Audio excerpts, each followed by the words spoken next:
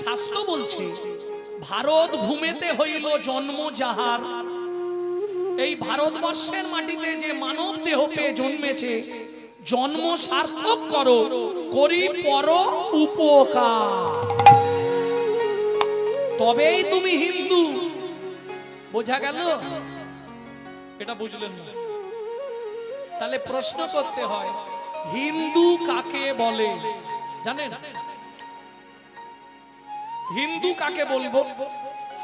বললে শোনো ভাই, তোমার মধ্যে যদি 4টে গুণ বর্তমান থাকে তবেই তুমি হিন্দু প্রধান।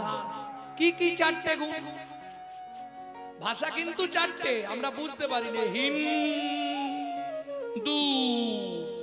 হিন্দু কটা হচ্ছে? 4টে না?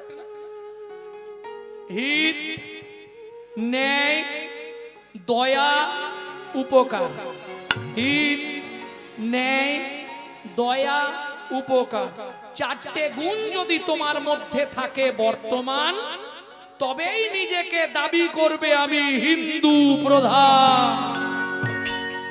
মনে থাকবে তো? হিত মানে ভালো করা। সারাদিন তো আমরা লোকের ভালোই করি, কি কি ঘাড় নাড়ছে,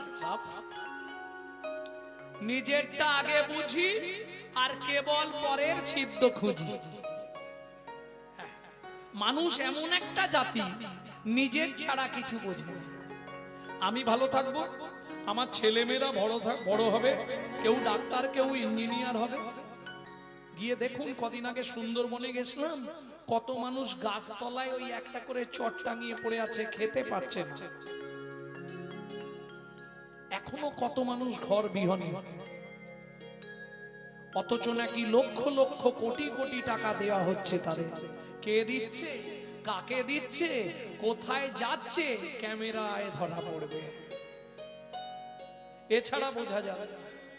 হ্যাঁ, সেখানে হাসির কোনো গল্প নেই, কান্নার কোনো কথা হবে না, গেলেই ক্যামেরা খুলে সব বার করে ফেলবে। কত কি করেছো, কত চালাকি করেছো, সেইখানেই ধরা পড়বে। তবে একটা কথা মনে রেখো, যত করবে মানব দেহ পেয়ে চালাকি, যাবার আগে রগড়ে রগড়ে মারবে, তখন বুঝবে জ্বালা কি। এটা মাথায় রেখে দিও, ছাড় কেউ পাবে। কত সাধু মুনি ঋষি যোগী ছাড় পেল না, আর তুমি আমি তো দূরের কথা।